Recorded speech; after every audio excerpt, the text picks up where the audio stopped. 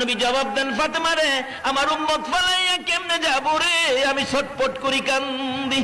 ফাতেমা বলেন, বাবা এই জমিনে উম্মতের জন্য এইভাবে কান্দেন। আমি ফাতেমা আপনার পাশে থাইকা সান্ত্বনা দিলাম, আপনাকে বুঝাইলাম, মাথায় হাত বুলাইলাম। হাসরের জমিনে যখন আপনি নবী উম্মতের জন্য পাগল পাগল হয়ে যাবেন, আমি ফাতেমা আপনাকে সান্ত্বনা দেওয়ার জন্য আপনি নবীর কই গেলে পাবো গো, যদি কন্যা সুবহানাল্লাহ। আমার নবী বলেন, ফাতেমা রে, পাবি রে, আমারে পাবি। কোথায় পাবো? একটা ঠিকানা দিল, ফুলসিরাতের কিনারে। রে ফাতেমা, ফুলসিরাতের কিনারে যদি আমারে না পাও, তাহলে দৌড়ে যাবে রে জাহান্নামের দরজায়।